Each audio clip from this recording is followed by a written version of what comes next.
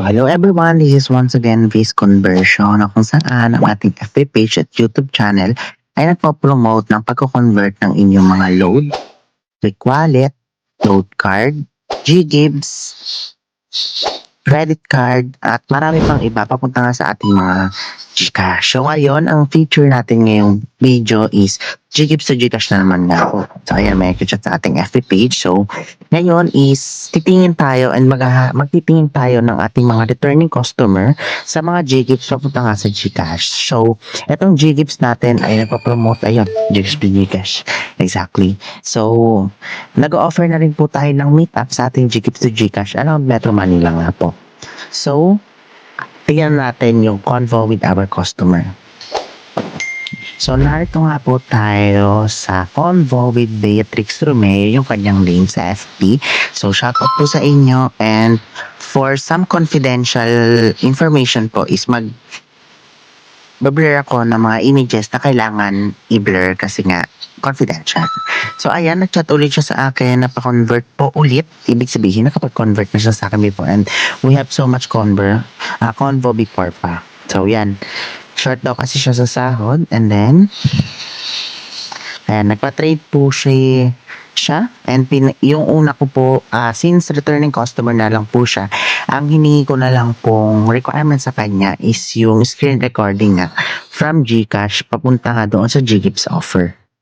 So ayun, sabi ko medyo matagal yung GGibs natin ngayon, and ayan nga po, medyo matagal yung GGibs since hindi po ako masyadong nag-trade ng GGibs lately kasi busy sa school. So ayan, nag-ano lang po ako, naghintay lang po talaga magkaroon ng deal, and then 7 PM which is medyo hindi na ako busy. So nakahanap na ako ng deal para sa kanya, and ayan, binigay ko na po yung deal sa kanya. So since meron na kaming past convo, so ayan, anong klaseng bill na lang yung tinanong niya, and then sabi ko credit card yung babayaran, and then hindi na ako nag-send ng video ng tutorial kasi nga alam na po ni Miss Beatrix yung gagawin kung paano babayaran yung bill.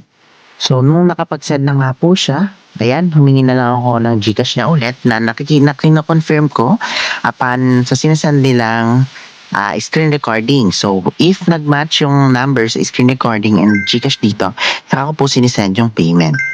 So, ayan, nagsalamat na siya kasi hindi na ako nagsend ng resibo sa kanya. So, punta naman tayo sa resibo natin sa ating gallery para makita natin at mapatunayan na nagbabayad talaga tayo. So, narito nga tayo sa ating gallery na kung saan narito yung album ng mga resibong sinisave ko sa mga trades nga po natin. So, i-check nyo na lang po yung mga previous video natin kung ilan yung total photos or yung pictures na pinapakita ko roon para ma-update na po dito na until now, up to now, meron na tayong total of 1,800 photos. So, yan yung nagpapatunay na nagbabayad talaga ang ating page and nag-trade talaga tayo ng GGibs to Gcash. Nice! So, once again, punta lang po kayo sa aking FB page na Biz Conversion with 2.7k followers na yan. And then, lately, hindi ako masyado nagpo-post ng proofs, pero starting next week, mapopost na ako since break natin from our FB page. From our school, sorry.